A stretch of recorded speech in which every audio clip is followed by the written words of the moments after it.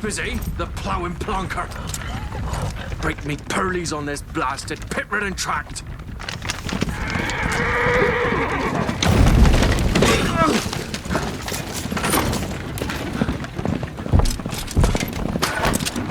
Where's fear not dry road? Aye, the devil's after it! It's running from!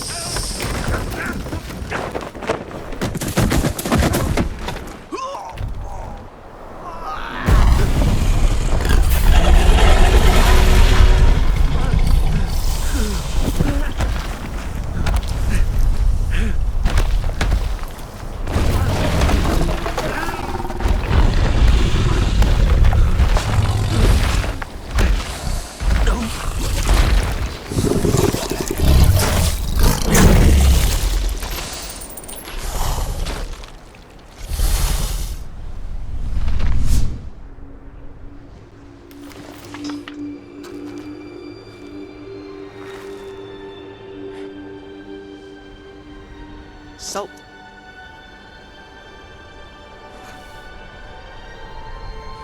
Almost had me fooled, Fruin.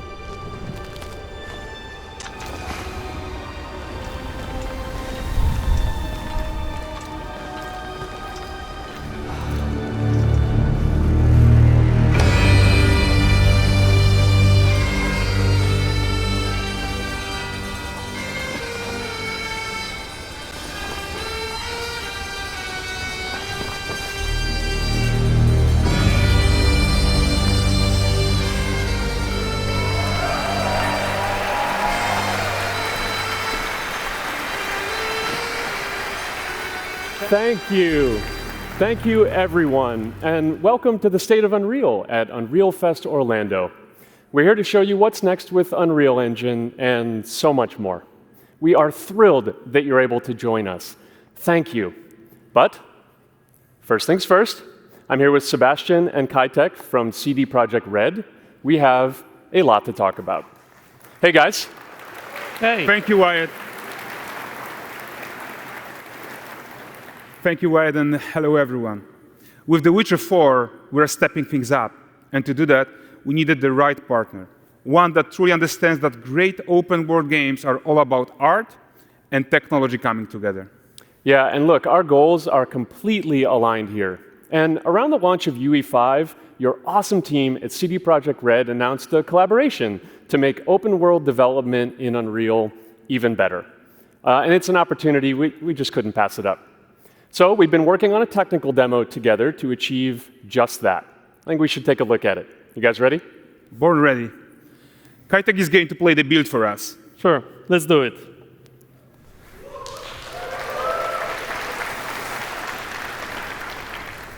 This is a technological showcase set in the world of The Witcher 4. What you just saw and are going to see now is running on a standard PlayStation 5 at 60 FPS with ray tracing.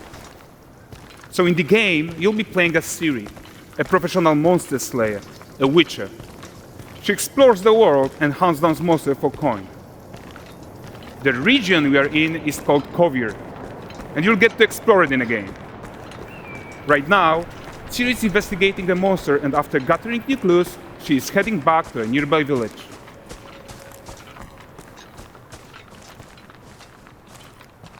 All right, everyone, meet Kelpie. Let weeds be weeds, Kelpie. So just like Geralt and Roach, Ciri has her own loyal companion. We return to town. These two characters need to feel like one. Since you're gonna explore the world on horseback, riding needs to feel seamless, natural, and just fun. Yeah, and to support that, we're introducing multi-character motion matching in Unreal.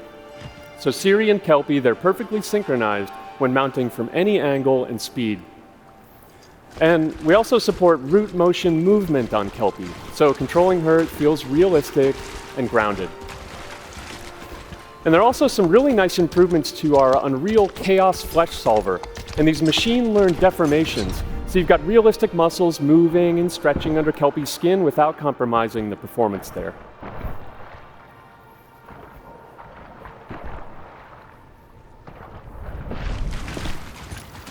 So let's leave Siri behind for a second and talk about the world itself.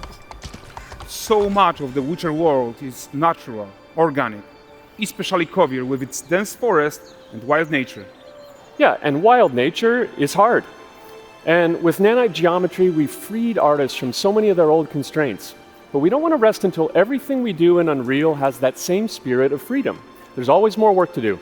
And foliage is a huge piece of that puzzle. So we are excited to introduce Nanite Foliage. And in order to achieve gorgeous foliage density everywhere, while still being memory efficient, fast to render, we believe that a new idea was needed. So instead of the same card approach we've been using for the past 20 years, artists should be free to take a nanite approach to foliage, modeling every single leaf and pine needle. And the old LOD tricks of the past, they needed a complete rethink. And in their place, it's a new adaptive voxel representation in nanite. It's volumetric, it's fully 3D, it is super fast to render. And these dense clusters of triangles turn into these cubes, which at a distance, they're no larger than a pixel, and they react to the changing light of our dynamic sun and our shadows, and they allow artists to render whatever amount of foliage is needed to achieve their vision without compromise. And no compromise means how ambitious we are when it comes to bringing our vision to life with incredible visuals. But more than that, together with Epic, we created faster way to load the world. We can now bring in more content more quickly for the smoothest possible experience as we fly down to catch up with Siri.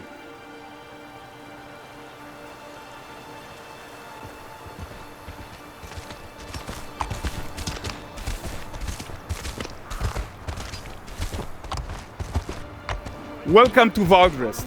So Valdrest is a port town, a hub for fishing, trade and mining. It's one of those places where you can meet shady characters or overhear gossip from other lands. It's also where Ciri took on her current contract. High-tech, let's leave Kelpie here and explore the marketplace and food. I'm so excited we can finally show you some of this stuff. Let's see what Valdrest has to offer. Bugger. Not her again. Not even at the land Exeter Fair! Now, 9 gazes while I present him with a fish. For the furry rascal will often wait, and the fair's weight grants good fortune. Here, have they?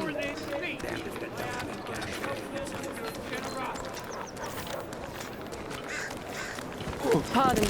Guys, notice how responsive the world is. Character actions directly affect what happens around you, sometimes even setting off chain reactions.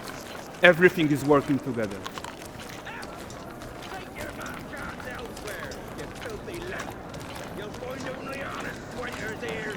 Oh, look at this poor gentleman being taught how to fly by an angry innkeeper. That's what happens when you cheat at Gwent. Last of it, is it? Running away. Jingle in the purse.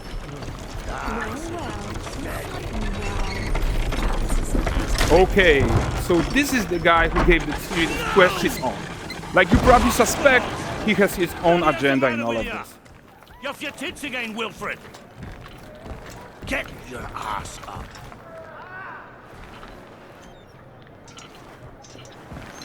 A typical day's toil. Who in?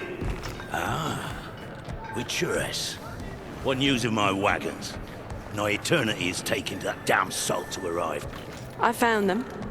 And, well, suffice to say, they'll not reach you. As for the salt, I found not one speck. I presume this comes as no surprise to you. Now. Kavir's smuggling trade is of no concern to me. Shush, shush, shush. The Manticore, that flattened your cars and devoured your men? Quite the opposite. Manticore? No, them winged hellspawn dwell in the arse end of Creighton. Not here.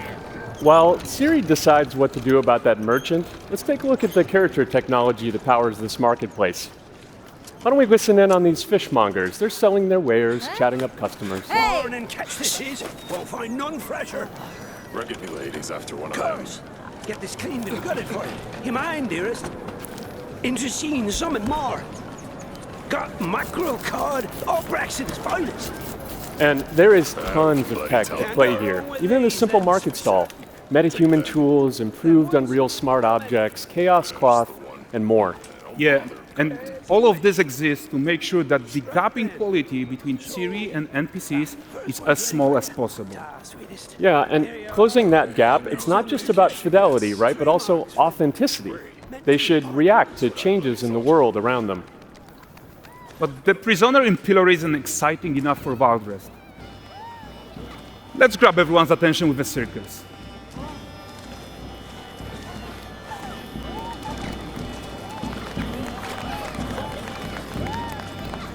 But the great performance deserves a huge crowd though. Let's crank it up.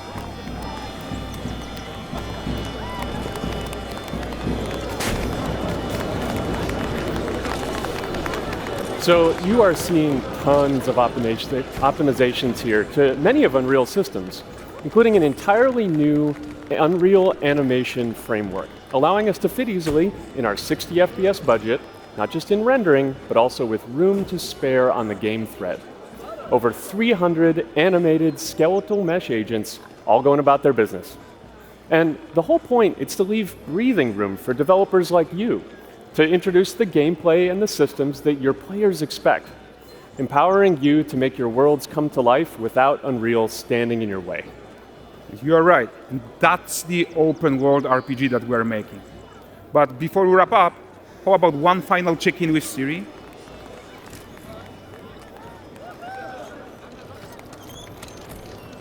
We are making this game to be the most immersive and ambitious open world Witcher game ever. And we are making this a reality thanks to our work on Unreal with the team at Epic. I think what we are doing together is going to bring in a new generation of open world RPGs, and I'm so proud of what we accomplished so far. We are too. So we're almost done, but before we go, here's a small gift for all Witcher fans. A first look at Lanexeter.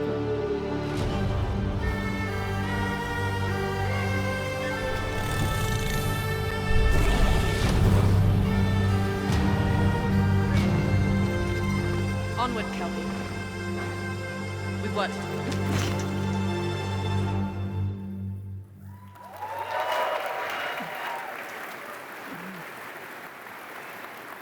Thanks, guys. Seriously, it looks amazing. Thank you very much. Thank you so much.